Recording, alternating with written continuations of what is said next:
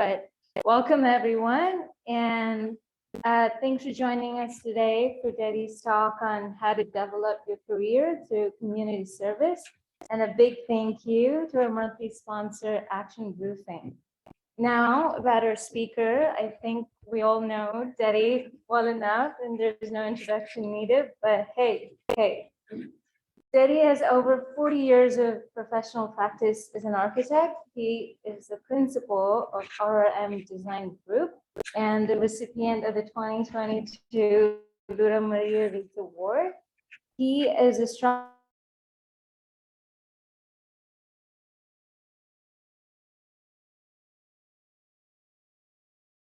housing, which we all know is a dire need of the hour. A growing legacy of projects benefits our community now and will continue to do so for decades. He is also the co-chair of AIA Santa Barbara's Advocacy Committee, promoting legislative action at our local, state, and national levels.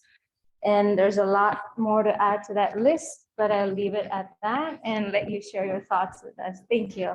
Thank you so much. And thank you all for very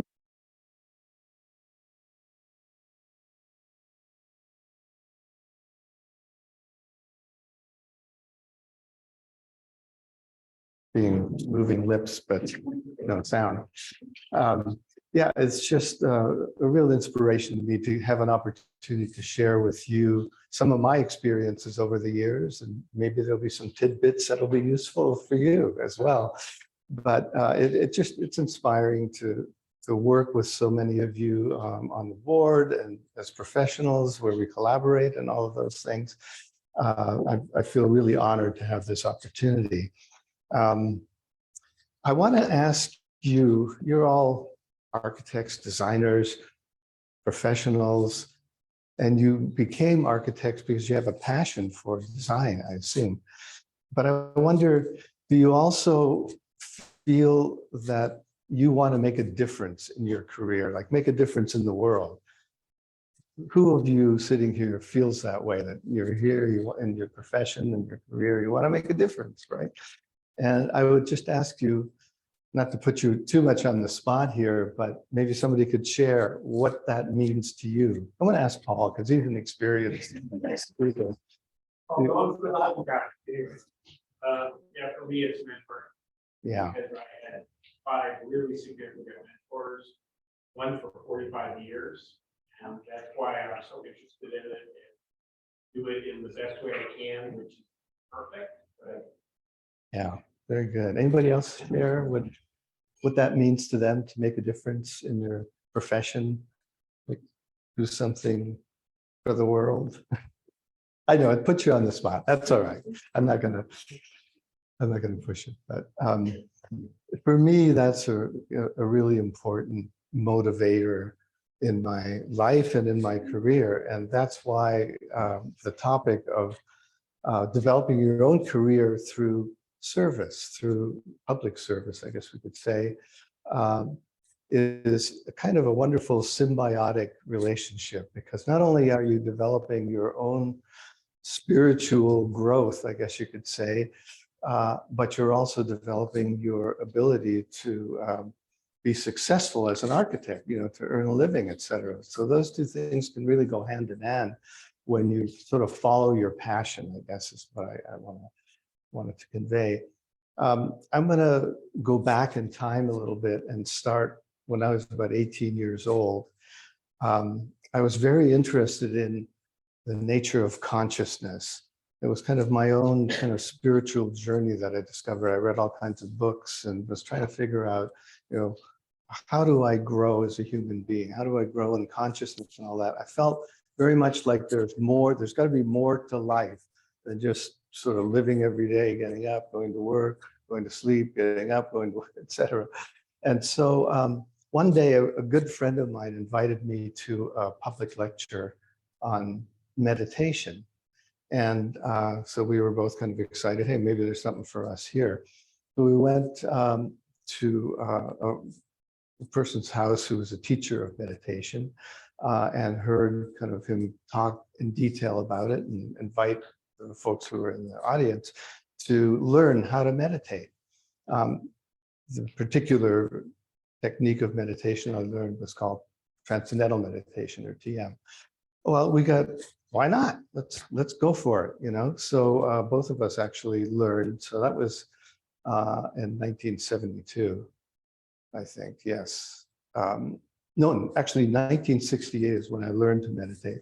And I was so excited about the experience of making meditation a part of my daily routine. Twice a day, I would sit and meditate for 20 minutes.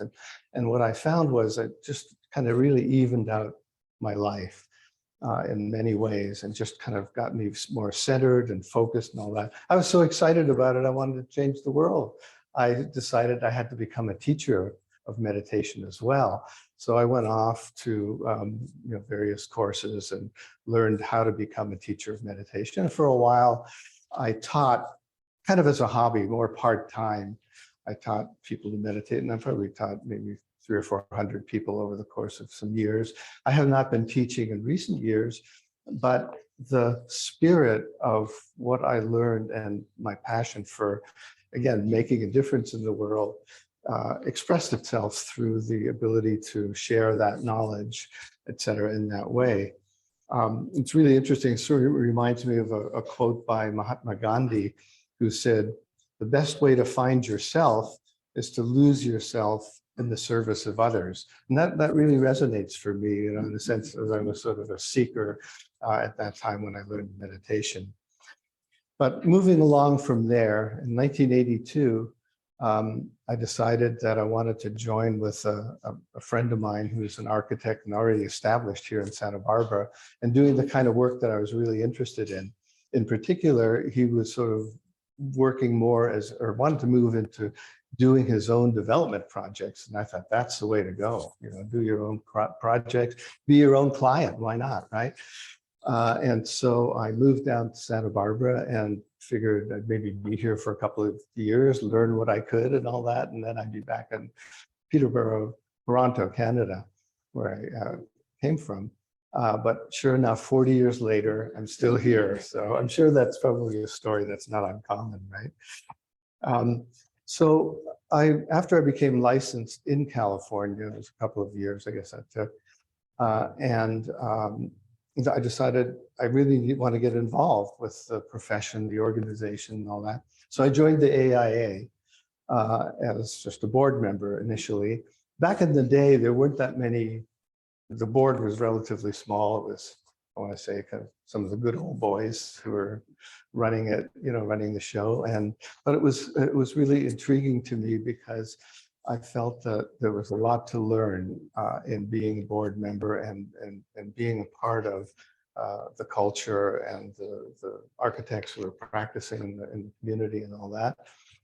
And also the way the board progresses you, if you so desire, through the process of being a board member, and then getting on the executive committee, taking on a role like treasurer, secretary, eventually moving up to vice president, and then, if you're so inclined, become president of AIA, as we have Jolie here. This is her year as president. And it's certainly something that is very demanding. So you got a whole year of, you know, a lot of responsibilities, but also it's an incredible opportunity to take on a leadership role and start to really think about, well, what do you think we as architects here can accomplish in our community by taking on that role of leadership? In other words, we have these amazing skills that we learned in school and then through practice and all the work that we're doing. We can share those skills and really take on a more leadership role in terms of, particularly, obviously, the built environment, urban design, and so forth, where we can make a difference in terms of what our world looks like, how it functions, how people respond to it, how we can enrich people's lives and create environments that people can really thrive in. So that's, you know, a high ideal. And again, going through the AIA process, joining the board and going through and becoming president. When you're in that place where you're president, one of the first things you're going to be doing, what are we going to do this year, right? And that's, wow, that's kind of a mind blower. So, but everyone who goes through that goes through that process. We have a board retreat and kind of decide what's going to be our priority for the year. We kind of get everybody's input and all that.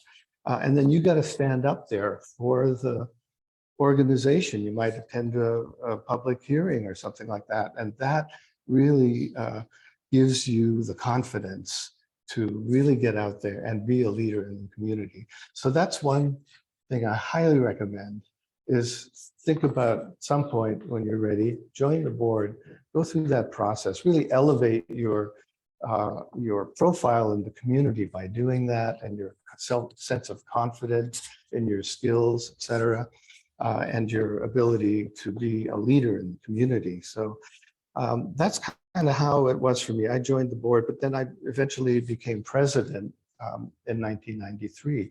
That was such a great opportunity because I was inspired by something that I want to share with you. In 1992, I went to a conference in a little place called Fairfield, Iowa. And the conference was called A Taste of Utopia. And it was all about sort of a holistic view of how we can change the world, transform it, bring peace, whatever, and really have an impact on people's lives. And a lot of it was centered around consciousness and meditation and all of that. But I thought, wow, that is inspiring. Why can't we do something like that? And of course, there was a lot of talk about environmentalism and sustainability, which was really at that time kind of a new concept, right? So when I got back to Santa Barbara and became president of AIA, one of the first things we did at the retreat, I presented this idea to the board, and we had a lovely breakfast meeting at my condo where I was living, and we had this conversation. And I said, we should have an international symposium. Why not go big, right? And on sustainability. And let's call it the Utopia Project, which may be a little bit optimistic. Eventually, we changed that to, well, let's kind of scale, tone it down a little bit. Let's call it the Sustainability Project, right? And so everyone got on board with this, and we decided to start organizing this event. And during that year, that happened to also be the year that the AIA had a convention in Chicago that involved and included the World Congress of Architects and Architecture or something. So it was combined AIA convention, and I think it was the most attended one up to that point. I think they had like 5,000 attendees. Nowadays, of course, we have like 30,000 or something, I don't know. But it was really exciting. I mean, I was just blown away by the focus was really on sustainability. So that just kind of really bolstered my enthusiasm for what can we do in Santa Barbara to kind of bring these ideas. And I remember one thing that was kind of interesting. Have you heard of the architect Helmut Jahn? Yes, he's an architect. I would say kind of a starchitect perhaps at the time. And you've heard of William McDonough also, I imagine. He's a tremendous proponent of sustainability and ecological design and so forth. And there was one particular session where those two were on the stage debating one another. And Mr. Jan's position was that, architects, we have to concern ourselves not with all these fancy ideas of sustainability and all that, but just design, doing beautiful designs, And he was sitting on the stage, and he had this white suit on and a carnation or something in his lapel. And there was Bill McDonough, who had a tweed jacket on, and was just total opposite.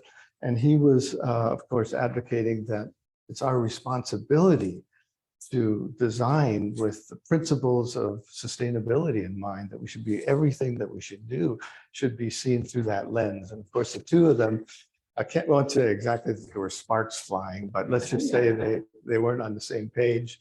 But at the end of the day, I think there's no question that Bill McDonough's sort of presentation and arguments were really compelling. And I would say that most of the people in the audience were on that side of the equation. But there were a lot of people still who just didn't buy any of this sustainability stuff at that time, right?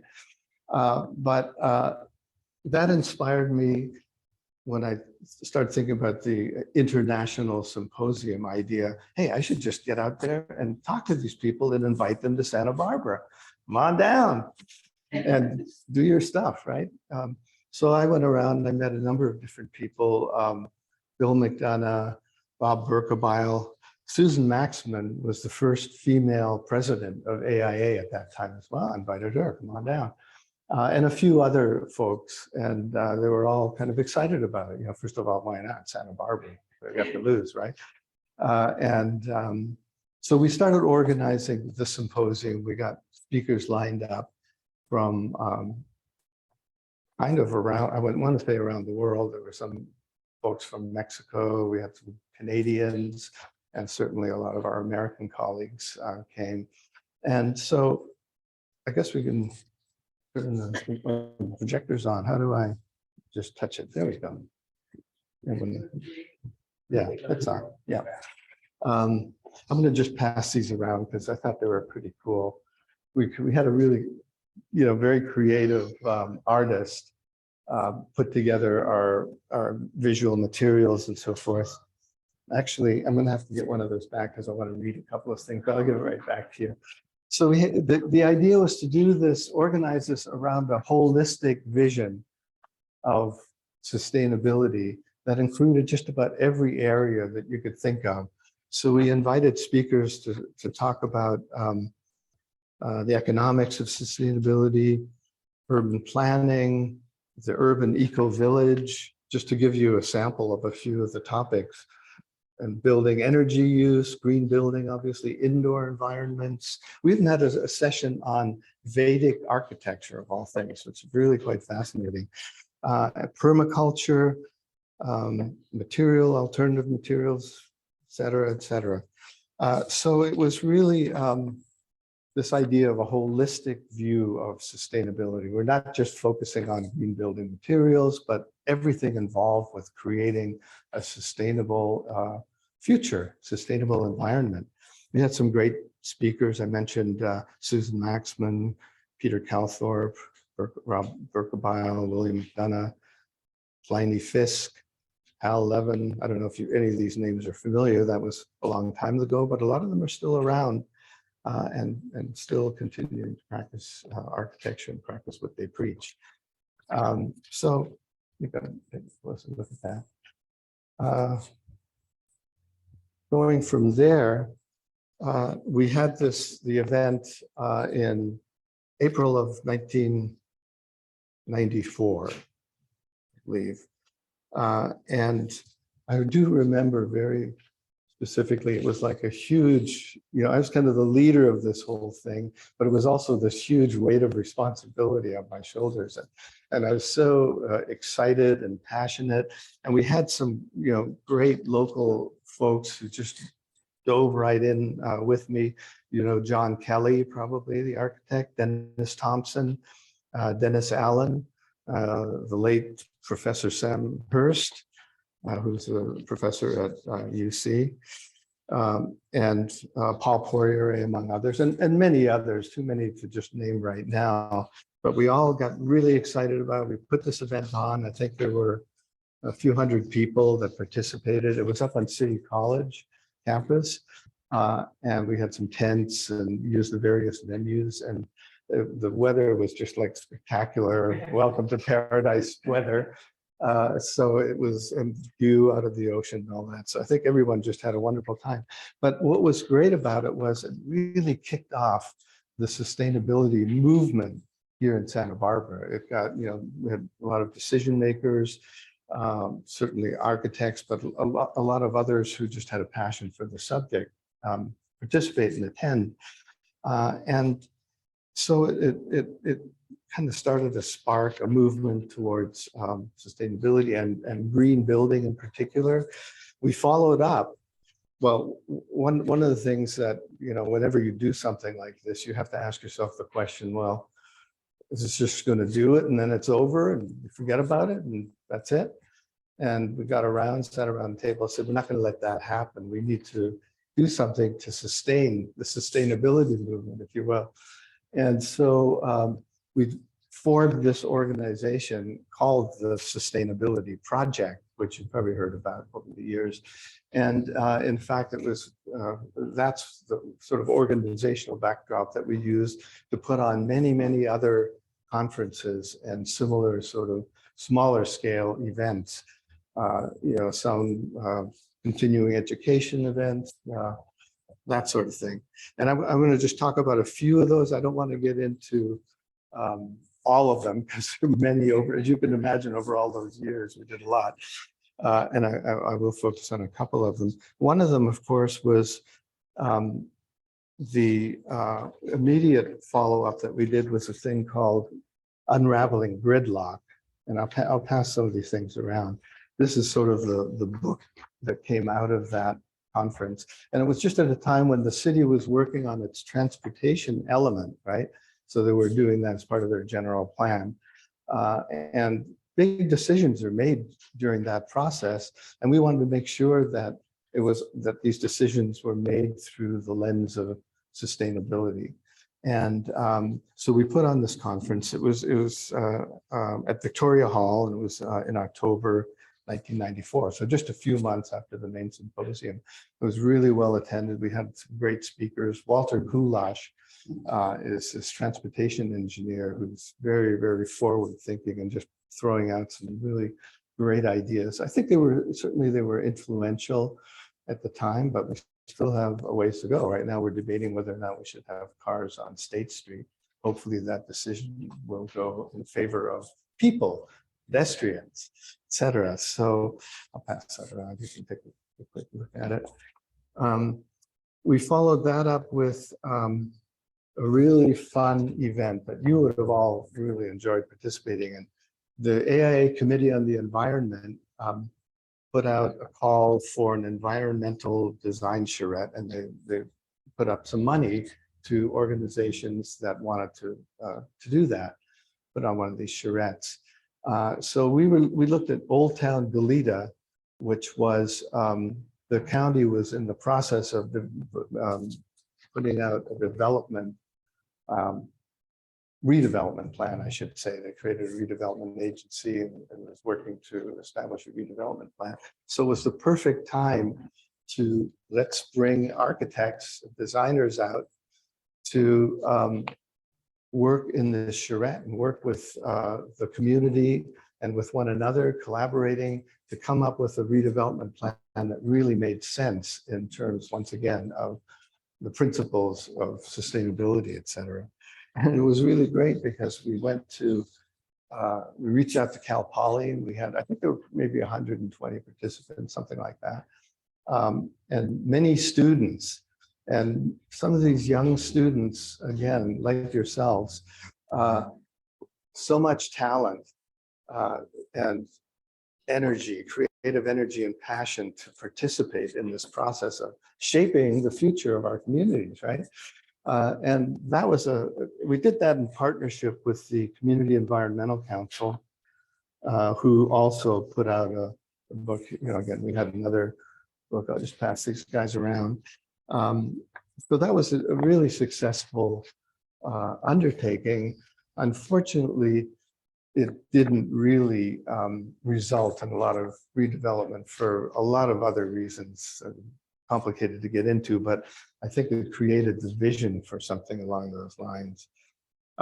Now, John Kelly in particular, and Dennis Thompson and Dennis Allen kind of took on the idea of having a regular conference on green building. So we had Green Building Now conferences in a series of years at that time. And I've got one of those books as well. Each one of these conferences, again, I think we did them at City College and maybe some other places eventually, but we'd compile these books on the latest cutting edge, so to speak, thinking about green building. I'll put that down here. You're going to be reading and not stop listening, I guess. So that's the kind of thing that we did. That eventually turned into the Parade of Green Buildings. And I believe the AIA was always kind of a partner in a lot of these conferences. I kind of organized a number of others more on the urban design side of things. I did a thing called Creating Ideal Communities. And I had Henry Leonard and Stefanos Palazoides, Mark Futterman, and other community leaders talk about what it means. What is an ideal community? What is a happy community? I'm reading this book by, I've forgotten his last name now, Charles. It's called The Mayor of Happiness. And I highly recommend it. As a matter of fact, the author is going to do a talk at UCSB in a couple of weeks. And if you look that up, I've been reading the book and finding it very inspiring. It's like a re-examination of what a happy community is. And a lot of it boils down to our obsession with the private automobile and kind of turning that around and making cities more about people and how they interact and the places that they can gather, et cetera, apart from the automobile, where they communicate with one another and so forth. So that's kind of an exciting thing that is just growing, I think. And we looked at the Goleta Valley. The county was in the process of redoing their Goleta community plan. And we wanted to make sure that once again, we were considering all of the initiatives in the light of sustainability. We had some great sessions, really good speakers. I don't know if I have a book on that somewhere. So that's the kind of thing that we did. And if you had a passion for it, it was a really exciting time to be involved with the sustainability project and work with our colleagues and architect professionals to see what we could do to impact the future of our community in a positive way, in the way we live and all of those things. One thing I wanted to share with you also is, I've forgotten what year exactly it was, maybe 2010 or something. The certain members of our community, and among them architects as well, came up with an initiative for the voters to take up in the election. It's called Measure B. And that initiative, the idea behind it was that they wanted to kind of cap the building height at 40 feet throughout the community. And others of us felt this was a really bad idea. We had a 60-foot height limit since, I don't know, the 40s or 50s or something like that. And the idea of just cutting the city off at 40 feet was just anathema to an evolving city that is going to provide housing and become a more compact community where people can live close to services and jobs without forcing, more suburban kind of sprawl development. So, and we had quite the, all of us who believed that this needed to be defeated. I don't know, were you around at that time? Yes. We had a lot of meetings, and we came up with many ideas of ways to communicate the notion that this was really not a good idea for Santa Barbara. We actually formed an organization called Santa Barbara for All. We put out a video, and I wanted to show it, but I realize now that we had some trouble downloading these videos, and so I wasn't able to, I don't think we're going to be able to show it, but one of them was pretty exciting 2 or 3 minute video that took these black and white pictures all around, and had a YouTube music in the back, or U2 music in the background. And it put a red line at 40 feet for all our beautiful, not all, but many of our most beautiful buildings in town, and just showed what it would mean if you had a height limit of 40 feet, some of our most beautiful buildings just wouldn't be there. They would be very different and flat top.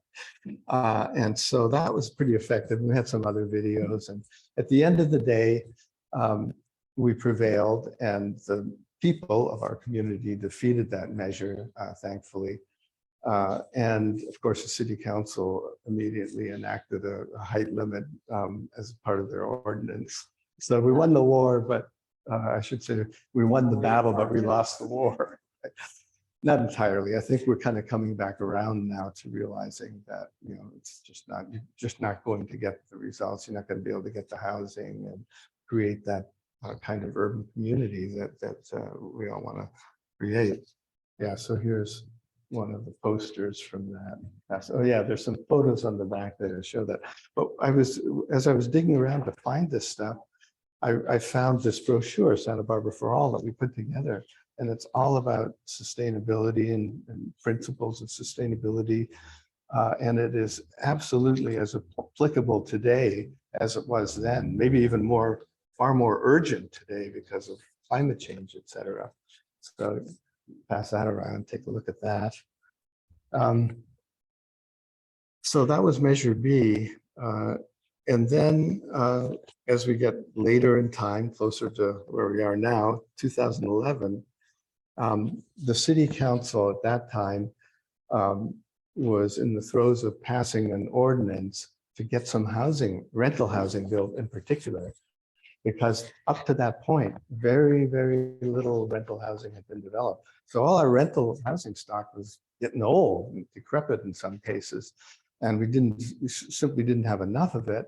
And the cost of renting a home in Santa Barbara was just going through the roof.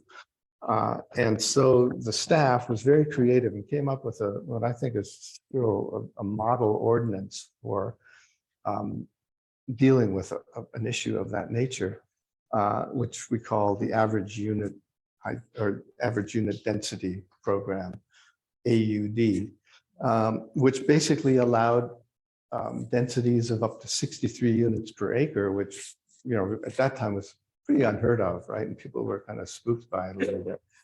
And the council was sort of in gridlock about whether they wanted to adopt an ordinance that would allow that level of density as an incentive to build rental housing, basically. So they mapped out where the best places would be, where this type of development can take place. And they created a very somewhat complex, very specific ordinance of how that could come about. And it had some great results. We immediately started to see some projects being proposed, et cetera. But before the ordinance was adopted, the city, we had some members of the city council that were really opposed to this, and others that just felt they didn't really understand it. What was it going to look like? How's it going to work? Is it really going to incentivize, and those kinds of questions. And they had an ordinance committee, et cetera. And then we got together as the AIA and we said, this calls for a design charrette of some kind, because that's where we have the skills to show the community what that would look like, you know? So we took and we identified some hypothetical development sites throughout the community. And we had a design charrette where we broke down into teams. And I think there's maybe 8 or 10 people in each team. You participated in that, of course, Paul. And anyone else? No. Well, it was just really, really fun. It took place over a couple of days. And the thing that made it particularly special and unique is we didn't just have architects coming up with pretty pictures of nice buildings, but they had to kind of prove out their designs by analyzing the economic feasibility. We had like John Campanella, whom some of you know from our meetings at AIA. He kind of organized contractors and others to help do an analysis of what each of the proposals, how they would work, you know, whether or not they would yield rental housing at reasonably affordable rental prices, et cetera. So that was one dimension. And we looked at some ownership examples and certainly rental examples and all that. And at the end of the day, we had this great presentation of what the results of the charrette were. And they pretty much proved out the theory that this would be good for Santa Barbara. And it would not destroy Santa Barbara. It would, in fact, enhance it by getting places that people could afford to live and, compactifying some of our neighborhoods in a way that would allow, once again, people to get out of their cars, meet their daily needs without having to drive to get a bottle of milk or whatever. The ultimate result was that the city council passed the ordinance. They made it a temporary test experimental ordinance for how many years? 5 years or something like that? 8 years, yeah. And so many units, because the ones who were really concerned about it wanted to kind of put some constraints around it. But we're now in the process of making it a permanent part of our ordinances in Santa Barbara. And in many ways it's proven itself. It's continued to be subject to tweaks that you have to do to kind of really make sure that it's getting the results that we're trying to achieve, et cetera.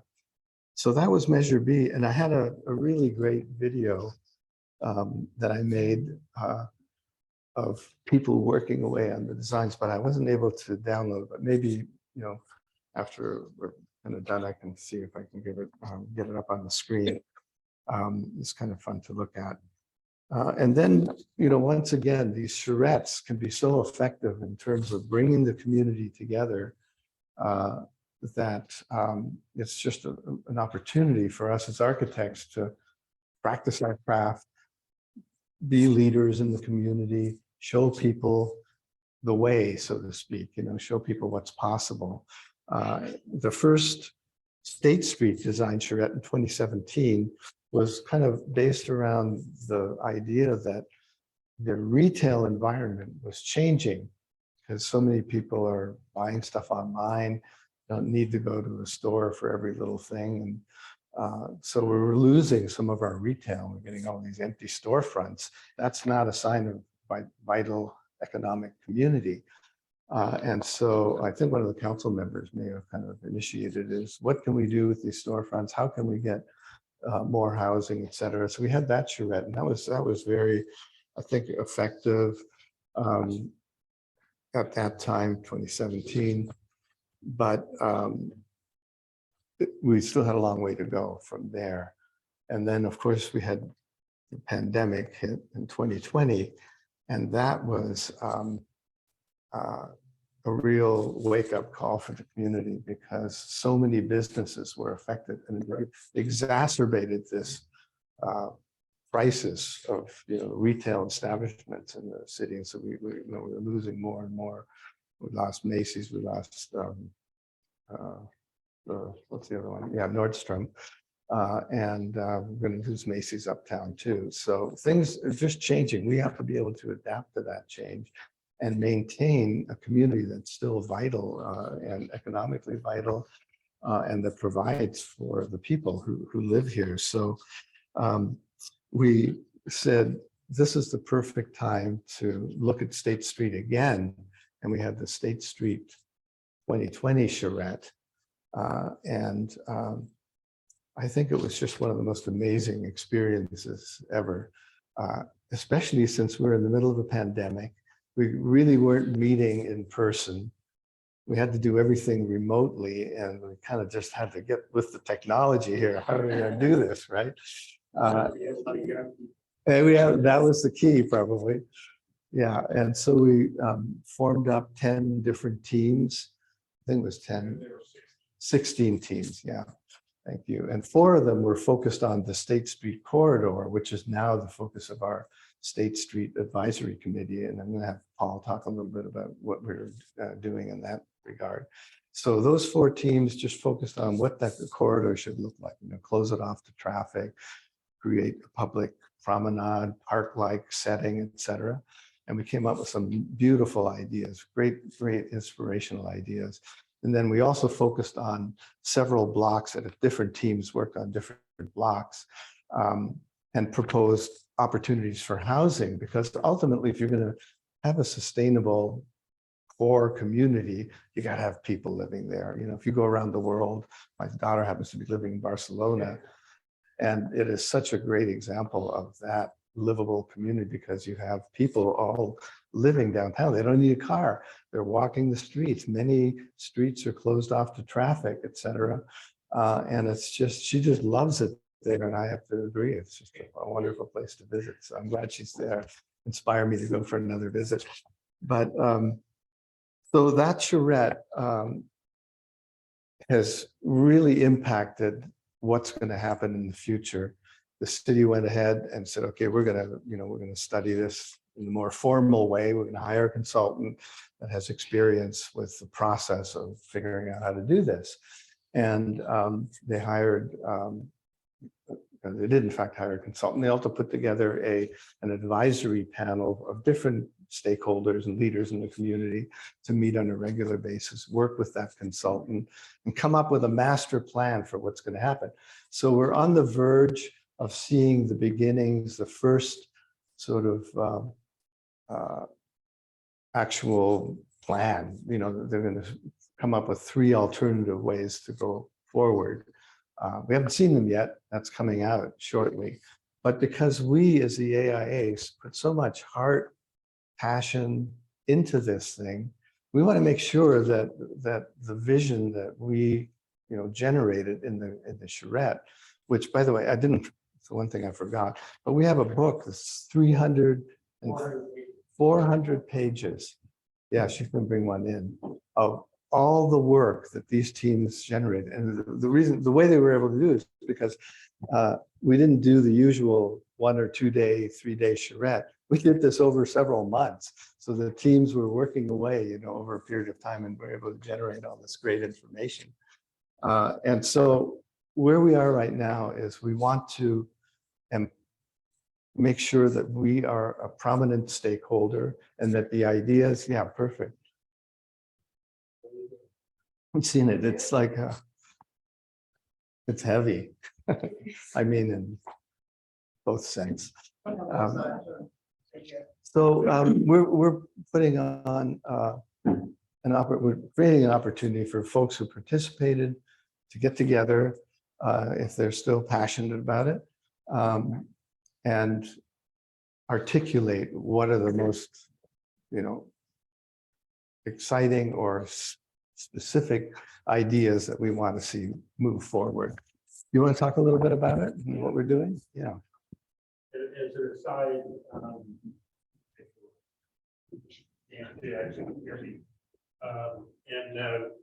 Detty and myself and a lot of leadership in the AA for the development process. And it's obviously open to all of our, it's open to all of our membership. And just to give you some of the scope, that charrette process, at some points we had a Zoom meeting with like 400 people in it. And I know a lot of you participated in the different teams. And it really is that we as architects, and I'm not objective at all, we're very cool in our ability to guide people to create. Create for their communities, create for themselves. And so in the biggest picture, we've been working with the city has hired Tess Harris, and she's the State Street master planner for the city. And and why I want to bring up this one point, I'm working with her to get a special stakeholder session for all the young people in town. And we'd like about 60 plus at this event.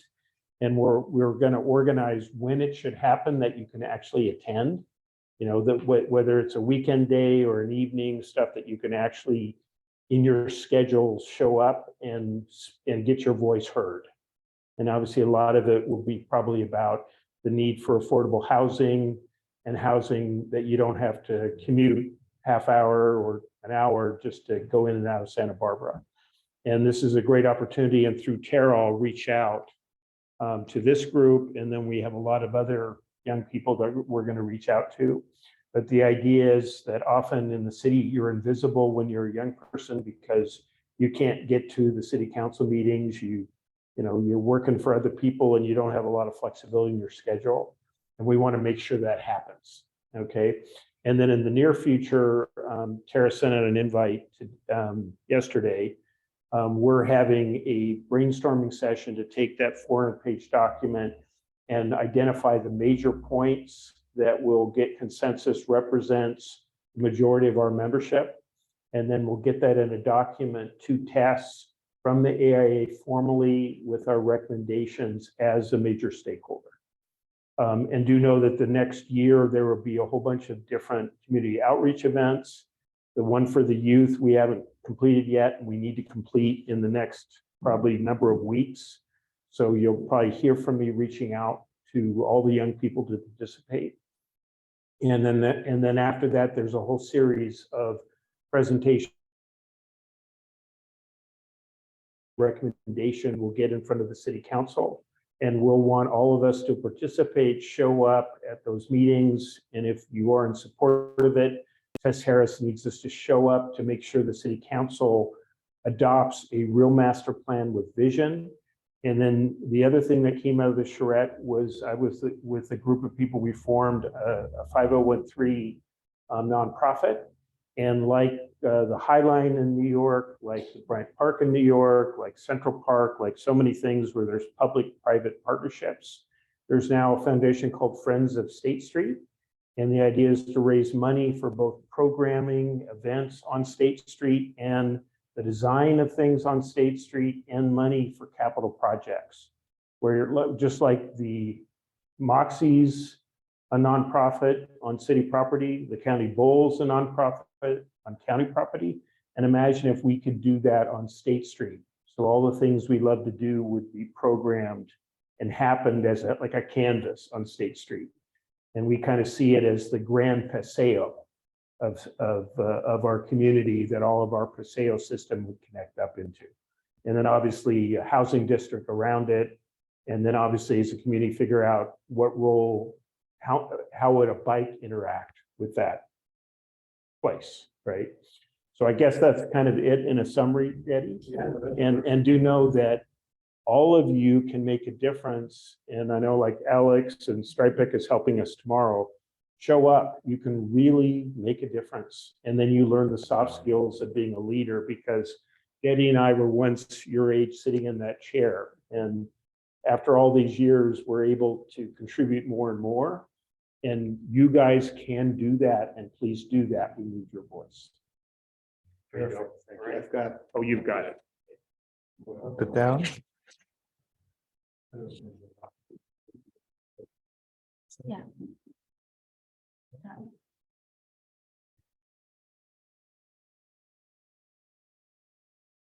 There we go. Thank you. Well, I'm just going to finish up with architects, designers. We love design, we love buildings, right? And so after all this talk about kind of abstract things, I want to show a couple of projects that have a story behind them I thought you might find interesting.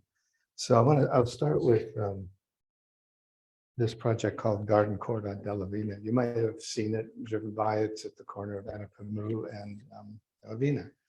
And I had two partners, and the three of us kind of got together, and we did some development of affordable housing, which is kind of my other passion, is affordable housing. There's just something about working in that area that is so deeply satisfying once you kind of get into it and see the amazing results, you know, the benefits, people in tears sometimes when they get to live in an apartment, move out of that decrepit garage into a beautiful apartment that they can afford, where there's enough money left over to provide for their kids and so forth. It's an incredible thing. And Jolie and Brian and Enrique, we worked together on many of these kinds of projects. And so I wanted to share a little bit about this. Back in, I guess it was 1998,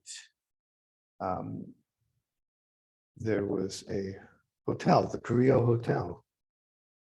You see it right there.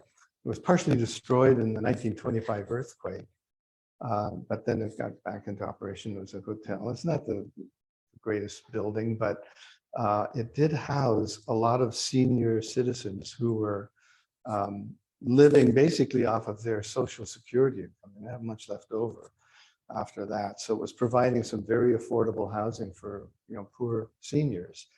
And that was slated to be torn down. And we came along with this idea for Garden Court as a way to provide affordable housing for very low income seniors in a new building. And what ended up happening is they tore that building down, and then their financing fell apart. And so they had this huge excavation where the new hotel was going to go. And it was there for, I want to say, a couple of years or something, a long time. They called it the hole of shame, which is kind of mean, but, eventually, of course, they got it together and, built the new hotel, which is, a very nice hotel for sure. And in the meantime, many of those folks had to be relocated. And we were in the process of putting Garden Court together, and it wasn't quite ready. If they had let that building sit for another year or two, it would have been the perfect match. But as it was, a number of folks from that building did end up, moving into this as well. So that's the project. It's 96 units. It's about 86 density units to the acre. And when we proposed it to the city, the staff basically said, "What? We've never done anything like that. We don't have any mechanism to approve that." And yet, it's not like an imposing building or some totally like big block or something in the building like the hotel. But they didn't know what to do about it, right? And there kind of came a point where the three of us kind of said, "Are we gonna just let's move on, do something else, or propose a different project or something?" But we managed to get the tax credits for this development that allowed us to be able to rent to people at the lowest income level, we call 30% of the median income. So somebody who's living on Social Security and they get about $900 a month was able to live here and get 3 squares a day. So we provided meal service as part of the thing. And we eventually partnered with the City Housing Authority to make this happen. But we took it to the planning. We said, let's just take it to the Planning Commission, let them decide what they want to do. And the staff made their presentation and they said, basically, we know how we can approve this, or we have to create a whole new ordinance or something to allow that. And one of the few times in my life I've had this happen, the planning commissioner said, "We don't care how you do it, just make it happen. Just go out there, figure it out, come back with a project that we can approve and get built." That's kind of a cool thing to have happen, and it's rare. So that's the building. It has a big 80 by 80 courtyard in the middle, and a kind of a nice, there's the courtyard. That's a nice sort of front porch where the seniors often like to just sit and watch the world go by, etc. It was a good project. And this one, I just wanted to show you very quickly, was another interesting sort of dynamic that was happening in the community. We have all these commuters coming into Santa Barbara every day, can't afford to live here. So we need affordable housing for them so they can live here, be part of the community, and not have to commute, all that distance, put out all that carbon dioxide into the atmosphere. So this was all about the Housing Authority wanting to do a project that would be designed for downtown workers, people who work downtown. They created kind of a radius around the site and said the people who can live here would have to have a job somewhere in that radius. And many of them wouldn't even need a car because they could walk or bike to work. It would all be within in that distance. And so that's what the sort of setting was for this. And what we did was we came up with this. This is a site, and you can see it's kind of close to the freeway. So it's sort of noisy, and of course right on Carrillo. It ended up being this odd little L-shaped site. And we decided that we should study the principles of courtyard housing as it's been developed over the years in Los Angeles. And it's a great book written by Stefanos Palazoidis and some other collaborators called Courtyard Housing. And if you've been seen some of these projects in LA that were built maybe in the 20s, 30s, et cetera, they're really charming and beautiful. And we thought this would be perfect for this site because the noise of the freeway kind of dictated, in a sense, you got to provide some courtyards that are quiet and peaceful places for the residents to enjoy, little oasis. And so those are some of the initial sketches. And then here's a site plan. You can see that the way this was designed, we have this kind of corner fountain feature. That's why it's called Casa de las Fuentes. And then there's this first courtyard, and we have another courtyard. And then we need to provide parking. And that was another concession the city gave us. The parking would have been 1.5 times that, but they allowed us to park 1 space per unit. And it turns out that only about maybe 60% of the spaces are actually used because a lot of these people just aren't driving. It's expensive to own a car. So that created an opportunity to put a podium deck that continued the sequence of courtyards on the upper level. You can see that in this diagram here. And this building in the middle kind of stretched over the whole building and created kind of an interesting little tunnel through there. And you'll see that in some of the pictures. Yeah, so that's the, here's a view of the courtyard as you're coming in from the street. It just sort of draws you right in. And then here you can see just how the courtyards, once they've got some landscaping things going, become a real oasis in this sense. And this is one of a project that, like Garden Court, has won many design awards, and you know, as the LA Times said, like a new model for affordable housing projects. And then this is a project that we did, it's a mixed use project. You've probably seen it at the corner of De La Guerra and Chapala. And it was somewhat precedent setting, but I think there's some other projects that were even, you know, bigger and more intense. But this is one of the projects, I think, that kind of triggered that whole Measure B thing. Everybody wanted to see development. There was sort of a vision. We're going to have the, hi, come on in. We wanted to have a vision for development of the Chapala corridor with housing and mixed use, et cetera. But when somebody actually built something, people suddenly came out of the woodwork, kind of freaked out about it and said, oh my God, our city is changing, et cetera. And I don't think that's the case anymore, but this gives you some idea of what the site diagram looks like. And then you can see that there's, you know, on the podium deck itself, there's these very nice courtyards and paseos, et cetera. But you have the freedom when you have a podium to sort of organize your buildings around little courtyards like that. So I thought that was kind of a nice project. And another one that has an interesting story behind it is Casas Las Granadas, which is where the Granada garage is. You can see there's a big garage. And then this project is like a skin on the outside of it, right? Like a little 6-inch gap between there. And the history is kind of interesting too, because the city is, you know, when they started conceiving of this parking garage, they said, well, we should put housing up there. And at one point I did a little scheme that showed housing on the top of it, you know, but that was, oh my God, that's crazy, right? So they said, but we're going to have some housing. And so they said, they hired a consultant to design the garage. And they had this housing on the other side in that little kind of passageway between the neighboring building.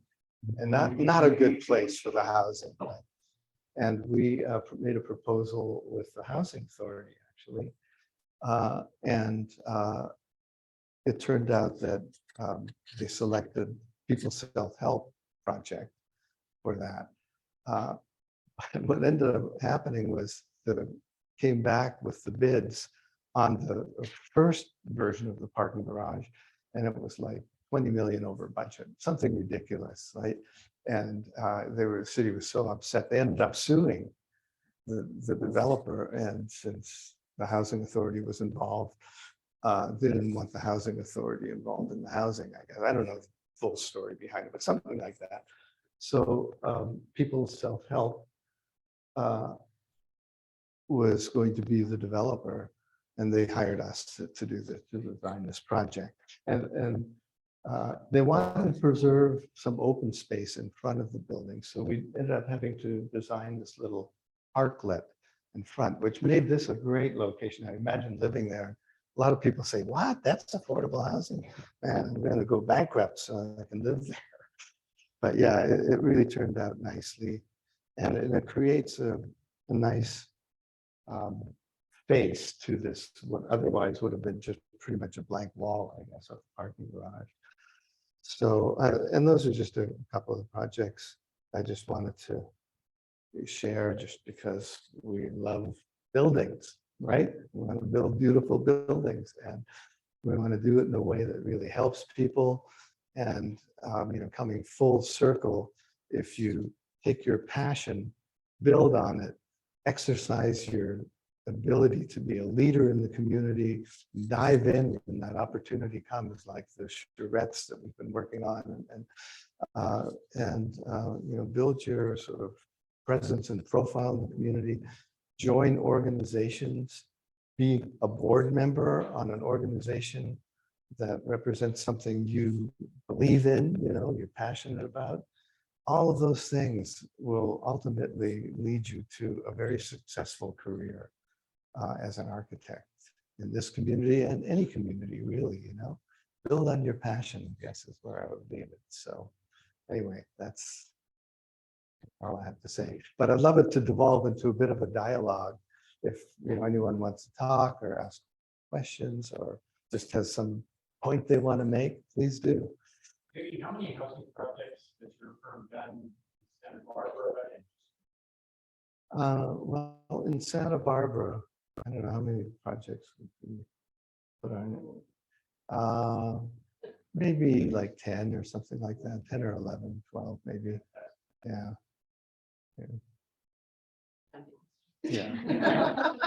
A fair number of units and different projects. So we did a beautiful veterans project. It's only 16 units, but there was a site that was available because the people who owned it wanted to work with the housing authority, and we designed little homeless veterans. Yeah, that's a nice little project, but they're all scattered around. We're going to say something. Yeah. North, big train. Most of my background was just high-end residential. Got an opportunity to do, 10 unit,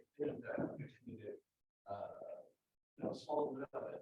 Yeah. Machine to try to do that. Insurance was so high because we got one of those every 4 or 5 years, and I didn't know how your firm would 10 the last 10 years. I guess being able to afford the insurance, one of the biggest hurdles for us. But I would want to do it, but at least they had the opportunity to do this. Well, insurance, it's expensive for sure. We try to avoid doing condominiums because unless we were very, very confident in the client, the developer, and that they're willing to meet all of our parameters to make sure that we're not going to get into a bad situation. But in general, I think maybe for a bigger firm, maybe it's a little bit easier, but you have to build a track record and a history of having done projects successfully without problems. And then the insurance, it just is what it is. It's part of what we have to deal with. Yeah. What do you think about that? Anything? No, it's just insurance. We hope we never have to use it, but inevitably something happens. Get into at a certain point, you just have to encourage for writing project. And you learn what's required, and yes, you're going to stumble and make errors and different things, but learn and grow and keep going. Yeah. And what I love about our profession and our literally create things. We create places and opportunities and vibrancy. I'm not intending at all, we're projects are made perfect, they're not those things, but we are about aspiring to create good things and do. And that's a pretty good thing to be. Yeah, no, for sure. And I think the other thing is you have to sort of recognize your limitations. When you don't know something, you have to collaborate with somebody who does. And, you know, if that means hiring an expert in waterproofing or something to make sure that you've got it right. You know, you have to bite the bullet and do that, because can't rely on just bold confidence that you know everything. We don't, you know, I still feel like I'm learning, and now it's starting to unlearn. I don't even know how to use Reddit anymore, but anyway, it's The educate itself is a resource where we as colleagues share, you know, resources, because brains about looking for consultants and ways to do work in a best practice way. But AI really does a great job of serving all the practice. yeah, very true. So, shall we call it? Oh, yeah. How do you manage to find the time? Because, I mean, there's always so much you want to do, because your passion. How do you manage to? Yeah. Do it back then and now? Well, that's a great question, of course, because we also have to make a living. And, you know, fortunately, for many years, I had my own firm before joining RRM about 10 years ago. And so a lot of the things that, you know, we talked about today was during that period, as well as, well, first of all, I guess you maybe kind of make a higher priority out of the things that you really believe in. You're willing to just put that extra effort in. I was thinking back, you know, when you did that sustainability project, the first conference, there was a point where the burden was such that I just sat down one day and I closed my eyes and I said, how the heck did I ever get myself into this?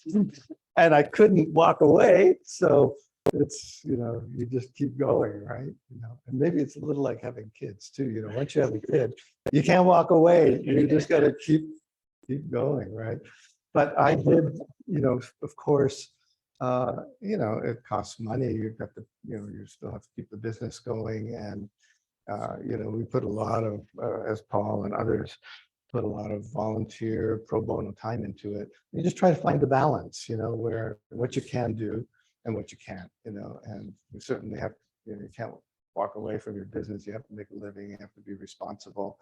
But like the firm RRM, they're just a great firm that is committed to the community. And so they set aside, they make allowance for this type of volunteerism, you know, and I think you know, we all recognize that, like I said at the beginning, sort of a symbiotic thing where you do these things, but people get to know you and they say, oh yeah, Andana, she's like really great at housing or whatever it is. They're going to be calling you, or you're going to be developing business because, you know, after all, you're following your passion, but you're also developing your career and your reputation as an architect, you know, going forward. So you just try and find the balance, I guess, you know.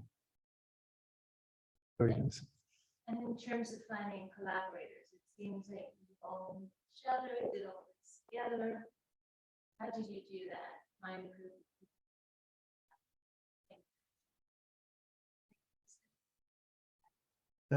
That's a really great question too, because fortunately we have this wonderful organization. And I think in recent years, I found that there is much more of a spirit of collaboration than ever before. One of the things we're talking about doing is making take some of the money that we've been able to save as an organization and put it aside for as a kind of grant program, an initiative grant program. So that if somebody like you sees something going on in the community and thinks, wow, that this is a great opportunity for us to step up and show what could be done there, you know, in that sense. We're going to make it possible for you to come to the board and say, look, here's this great idea, but we're going to need some money to kick this thing off. Not necessarily to pay you, but maybe to, you know, pay for the usual costs of putting on an event or something like that. And that when people, you know, if you're passionate about something, you'll generate interest among others and people will just join you. Kind of like the sustainability project. It was just the right time. There were a lot of people who said, yeah, this is what we should do, you know? So I'd say just continue to stay involved in the AIA, go through the board, you know, when you're ready, when you feel like you've got the time and the desire.